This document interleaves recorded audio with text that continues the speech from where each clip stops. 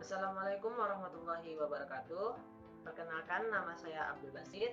Pada kesempatan kali ini, saya akan menjelaskan tentang struktur dan fungsi dinding sel. Adapun pembahasan kita tentang dinding sel yaitu untuk mengetahui apa saja komponen penyusun dinding sel, struktur dinding sel, serta fungsi dari dinding sel.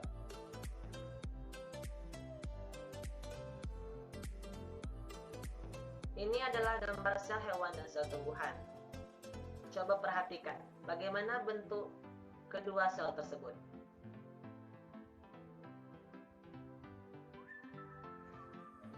Dinding sel adalah lapisan luar yang mengelilingi sel yang berada di luar membran sel. Dinding sel merupakan salah satu ciri yang membedakan antara sel tumbuhan dan sel hewan. Umumnya, dinding sel tumbuhan nampak lebih tebal dan kuat karena mempunyai fungsi utama sebagai pelindung sel dan rangka sel. Selain menentukan bentuk sel tumbuhan, dinding sel bertindak sebagai garis pertahanan terhadap berbagai faktor eksternal dan mengatur berbagai fungsi sel. Baiklah, selanjutnya yaitu komponen penyusun dinding sel. Komponen penyusun dinding sel terdiri dari pektin, hemiselulosa, mikrofibril selulosa, dan lignin. Pektin merupakan salah satu dari polisakarida pada dinding sel tumbuhan. Pektin dicirikan dengan adanya gugus asam yang berasal dari residu asam glukuronat dan galaktoronat. Hemiselulosa.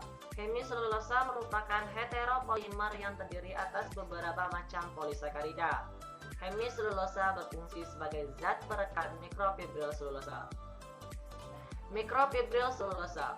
Komponen utama yang menyusun dinding sel pada tumbuhan ialah selulosa. Selulosa merupakan karbohidrat yang membuat dinding sel kaku dan membentuk serat panjang. Selulosa berfungsi untuk membentuk mikrofibril selulosa. Yang selanjutnya yaitu lignin, merupakan zat kayu yang merupakan salah satu zat komponen penyusun tumbuhan.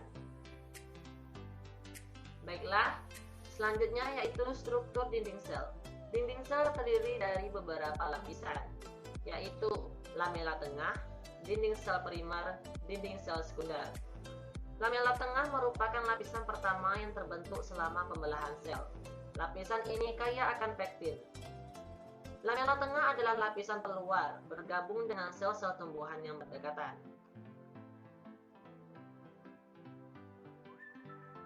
Dinding sel primer. Dinding sel primer berkembang ketika sel tumbuh, sehingga cenderung tipis dan fleksibel. Lapisan ini terbentuk antara lamela tengah dan membran plasma. Dinding sel primer terdiri dari mikrofibril selulosa, hemiselulosa, dan pektin. Lapisan ini memungkinkan sel untuk tumbuh tetapi tidak membatasi pertumbuhan sel. Selanjutnya yaitu dinding sel sekunder. Dinding sel sekunder lebih tebal dan lebih kaku sehingga memberikan perlindungan lebih.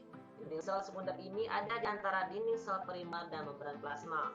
Dinding sel sekunder terdiri dari selulosa mikrofibril, hemiselulosa, dan lignin. Ini adalah gambar bentuk dari dinding sel primer dan dinding sel sekunder, di mana pada poin A merupakan gambar dinding sel primer, di mana dapat kita lihat dinding sel primer berada di antara lamela tengah dan membran plasma. Pada dinding sel primer, mikrofibril tersebar acak dalam satu matriks yang amorf dan sesuai fungsinya mampu melentur dan memanjang bersama-sama dengan memanjangnya protoplas. Kadar hemiselulosanya tinggi dan kadar selulosanya rendah. Pektin terdapat pada dinding sel primer. Dinding sel primer adalah struktur dinding yang pertama kali diletakkan ke lamela tengah. Pada poin B merupakan gambar dinding sel sekunder. Dinding sel sekunder terletak di antara dinding sel primer dan membran plasma.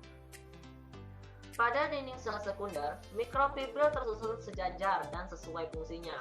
Mikrofibril kaku dan tidak dapat memanjang. Kadar hemiselulosanya rendah dan kadar selulosanya tinggi. Dinding sel sekunder dibentuk setelah mencapai ukuran maksimalnya. Nah, ini adalah tabel karakteristik perbedaan antara dinding sel primer dan dinding sel sekunder. Selanjutnya yaitu fungsi dari dinding sel. Yang pertama yaitu mencegah pecahnya sel akibat tekanan turgor. Dengan adanya dinding sel membantu mengendalikan tekanan turgor sehingga sel tidak pecah. Yang kedua yaitu perlindungan terhadap infeksi dan stres mekanik yang diakibatkan oleh patogen. Yang ketiga yaitu memberi bentuk sebagai penyokong dan melindungi isi di dalamnya. Yang keempat yaitu pemisah bagian dalam sel dari lingkungan luar. Kelima yaitu transportasi zat dan informasi dari bagian dalam sel keluar. Keenam yaitu membantu dalam regulasi osmotik. Ketujuh yaitu mencegah kehilangan air.